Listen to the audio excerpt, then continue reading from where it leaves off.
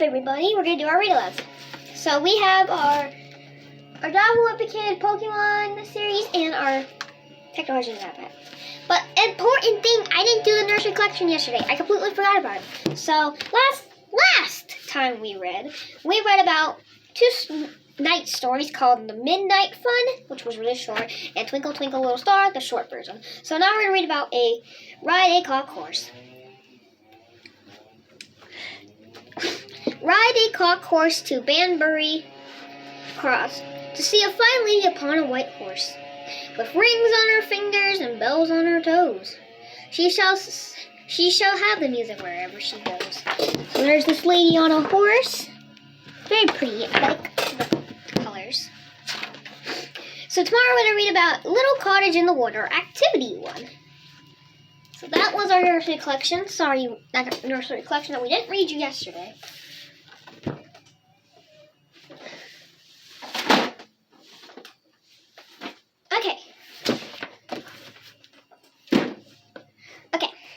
So let's do our Double Epic Kid. So last time we read about how Gregory actually went to Hard Scramble Farms. If you guys remember the field trip that he didn't want to go to, but now he wants to go. If you guys remember the reason, like the video. If you don't remember the reason, still like the video. Alright, go check it out. Now we're going to read about, which we read about it in day 52. So, yeah, I need to tell the news. So, today's personal news, nothing much happened, nothing much personal happened. Except for I missed 3 read-alouds. Well, 2. And I still have today's, so. Another thing is, we're going on to my channel's news. Well, Mayhem and Fun News. We have a giveaway. I know I said that in a lot of read-alouds, but the link will be in the description. It will be the video one. Our giveaway, that's where the giveaway is. And for my channel, I am making another Kermie video. So if you guys are subscribed, you guys will know what I'm talking about. Kermie videos where I do a puppet. Well, they're not really puppets. Plushie things. So you guys can go check that out. Link in the description. We're close to 50 subscribers.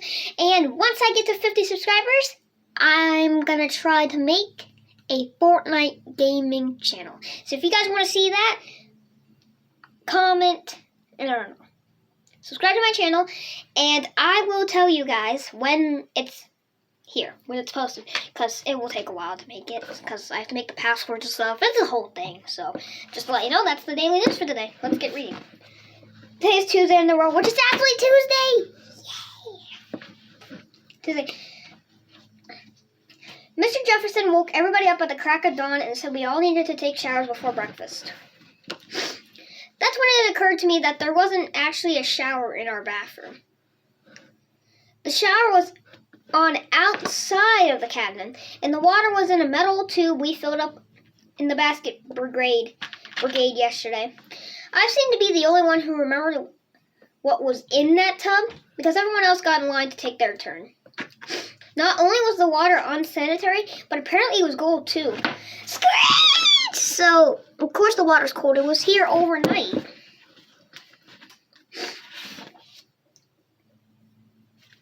I came prepared though.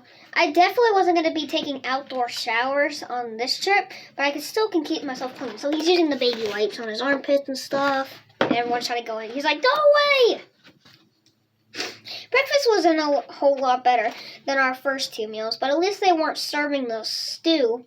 The pancakes were hard as rocks, though. And and they break your teeth if you try to bite through one. So look at them. They're banging it on the table, and it's really, it's really hard. Emilio snuck a pancake into his pocket so he can mail it home to his mom and show her how bad the food was at camp. After we cleaned up from breakfast, Mrs. Grass told us the plan for today. If you don't know who Mrs. Grass is, it's Gregory's music teacher. So you guys can go check that out about it. She said we were going to do the same types of chores done by kids growing up on farms like this a long time ago. So if you guys don't remember, Mrs. Grass is her short name. It's not her full name. Mrs. Grazione or something like that. I don't know. But I call her Mrs. Graz for short, so just to let you guys know.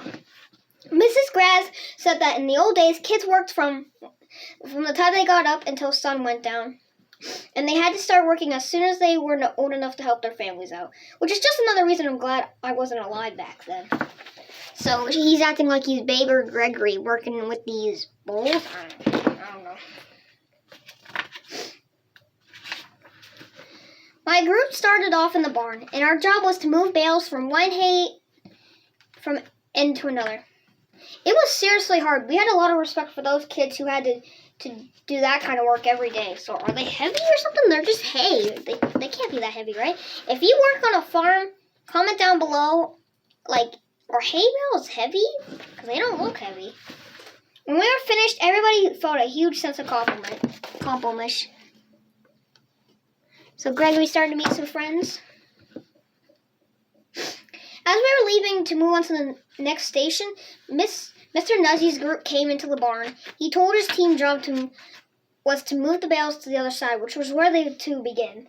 So don't even ask me why we went to all that trouble. So after all their hard work, he's just telling them to put it back, and that's a waste of time. See, you shouldn't do that kind of stuff to a kid. When I was in first grade, my teacher told me when she was sending me on a secret mission, and she gave me a note to deliver to the other teacher down the hall. So this was his first grade teacher. I don't know the name, but. And every day after that, my teacher handed me another note to deliver. Well, one day I got curious what was in these notes, and I opened one up, and it was blank inside. So there's not actually any secret stuff in there. It's just blank. Turns out Mom told my teacher, worried about my self-esteem, and the whole secret mission thing was just to make me feel important. So if anyone wants to know why I have a hard time taking work seriously, that's how it started. Our team spent the rest of the morning going through the other stations. We painted a fence, repaired a stone wall, and stacked firewood outside the main lodge. I'll tell you, when I'm older, I'm going to buy a farm of my own and set up a camp on the property. Because getting a bunch of kids to work for free and calling it education is genius. After lunch, when we were heading back to our cabin, Graf tripped over a rock sticking out of the ground. When Emilio saw it, he got really upset. The rock had some scrapes on it, and Emilio said the only person who could have done that was Silas Scratch. This random rock had a bunch of scratches in it, which I wouldn't be so concerned about it, the rock. Jeffrey said that the rock was probably Sly's Scratch Greystone, and now we were cursed because we disturbed his resting place. Are you sure he's not? Are you sure he's dead? You sure? I tried to talk some sense into these guys. I said that, first of all, if Sly's Scratch was dead, that was good news for everyone. And second of all, this couldn't be Sly's gravestone because he said he would have had to bury himself. Yeah, no one's going to bury him. He's evil. I never should have said that because it just upset everyone even more. Now, all of a sudden, Sly Scratch was an undead farmer who couldn't be killed. So they're acting like he's gonna crawl out of the ground. Like, he's dead, man.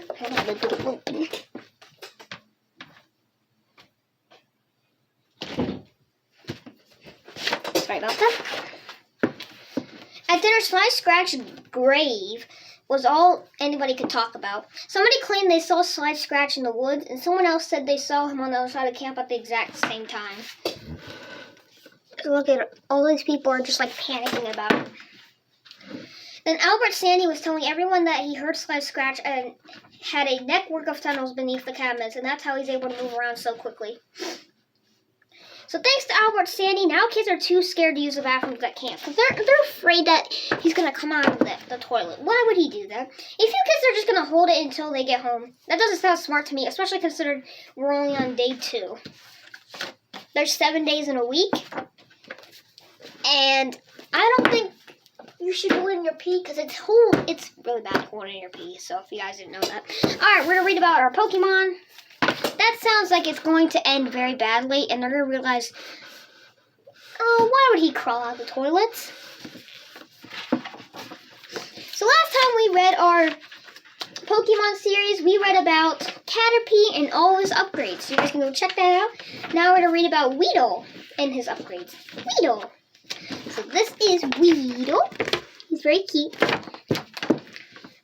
Type bug poison. Weedle's sense of smell is excellent. With its large red nose, it can sniff out the leaves like it's best. So how to say it? It's very easy. Do. Weedle. Weedle. Immortal height 100. Metric height 0.3 meters. Immortal weight 7.1 limbs. Metric weight 3.2 kilograms. Possible moves: poison sting, string shot, and bug bite. So that's already tough for a little bug. Jeez.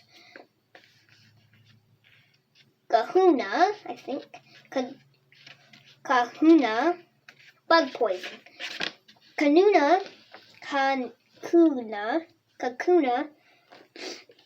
appears motionless from its outside, but inside its shell, it's busily preparing to evolve.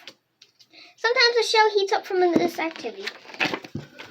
So this is the bug that I'm trying to pronounce. I don't know how to pronounce it. I think it's, alright, how to say it? Kakuna.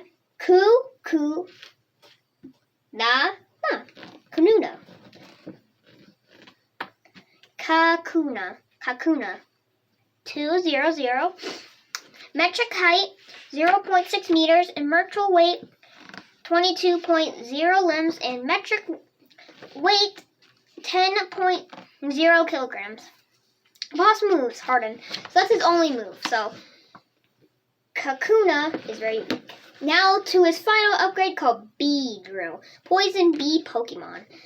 Type bug poison. Stay far away from a bee drill's nest. These terminal Pokemon will swarm in any intruder on a fierce track. How to say it? Bee,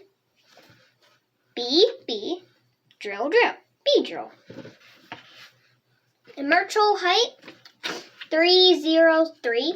Metric height 1.0 meters. Immortal weight 65.0 limbs. Metric weight 29.5 kilograms. Possible moves: furry attack, focus energy, twin needle, rage, pursuit, toxic spikes, pin missile, agility, insurance, poison jab, endeavor, and fell stinger. So imagine being stunned by bee drill. Just look at this guy. He is terrifying. So that was all the upgrades of Little Weedle. His first upgrade, second, and then the bee is the third. His last upgrade. So that we learned about Weedle. Ooh, next time we'll read about Pidgey. So that was our classic collector's Pokemon handbook for today. Now we're going to read about our technology's impact, which this book has gone along longer than you guys. Like, this book is going on forever. I don't know if it's for you guys, but for me, it just feels really long. So the next time we read, we're going to read about... Last time we read about An Adventure to Remember, which was where we... Wait, that's not what we read yesterday. Hold on. Oh, yeah, that's not what we read yesterday. Yesterday, we learned about the making of the Industrial Age and about this tower right here. So you guys can go check that out. And I guys showed you a sneak peek of what basically it is. So today we're going to be learning how to make textiles in this book. So the textile industry helped kickstart the Industrial Revolution in the United States. So there's a picture that I showed you yesterday. Making textiles. During the industrial era, new technology allowed different industries to explode. New advances made some business more cost efficient and effective. Businesses can now produce more goods in less time and for less money. The increase in production and decrease in costs meant that business can make higher profits and that used to grow money. Turning raw materials such as cotton fiber into fabric for clothes is a long and difficult process. People had been working on quicker and easier ways to process cotton, spin into thread, and weave it into textiles since the 15s. For the Industrial Revolution, weaving was a family activity or small business. Women and children would remove the seed, then clean the fiber from cotton by hand. Next, they would spin the fiber into yarn or thread. Then usually a male weaver would work at the manual loom, weaving the thread into a cloth by hand. Finally, the fabric would be used by the family or sold. Most women sewed their own clothes and made lines for their families. In 1764, James Hargreaves invented the spinning jenny. Jenny was short for engine. This hand-powered machine spun yarn 10 times as quickly as the original spindle. This invention was followed by Richard Arkwright's water frame powered by a water wheel. So basically, if you hear them saying Jenny in it, it means short for engine. So if you guys are wondering, I know it just said that in the story, but I'm just making sure you guys can understand that because I don't want you guys thinking, oh, they're talking Jenny is one of the main reasons, you know. Machines such as power looms helped spin cotton into thread and weave the thread into large sheets of fabric and textiles. So look at this. This is like a perfect of what the cotton gin actually looks like, or what this new invention was.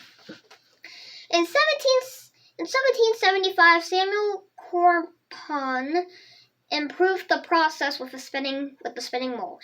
A cross between the spinning jenny engine and water frame, the hydro-powered machine spun thread 1,000 times faster than by hand.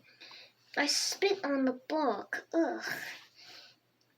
Then in 1784, Edmund Cartwright invented the first power loom, which wove the thread into fabric at 40 times the rate of hand loom. The demand for raw cotton increased. In 1790, English textile worker Samuel Slater immigrated to the United States. He opened the first textile mill in the United States in 1793, along the river in Pawtucket, Rhode Island. At the factory, machines were powered by moving water and later by steam. The machine spun cotton, then stretched, twisted, and wound it into yarn or thread. This thread was woven into fabric. The demand for cotton increased again. At about the same time, in 1793, L. Whitney invented the cotton gin. Gin was another nickname for engine. So there's two nicknames for engine, Jenny and Gin. So basically, the cotton gin is basically called cotton engine. So that's why. Pretty cool. The hand-powered machine allowed cotton growers to increase the cotton supply and began meeting the textile industry's growing demand. By the 1850s, cotton was the #1 crop in the South, and cotton textile mills had sprung all over the Northeast. The industrial age has begun. So that was basically very interesting, but it didn't teach us how to make it. I thought it was going to teach us how to make textiles or whatever this is, but instead it was just some about how they made it, like about testicles, basically. So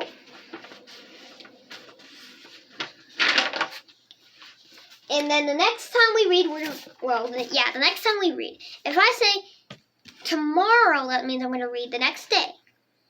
But if I say next time we read, that means I missed a read aloud, and I'm going to read for that. So that's how it works.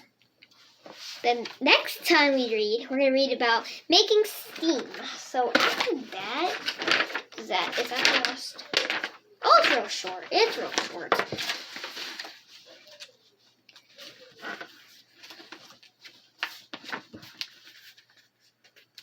I bent it. Go check the description.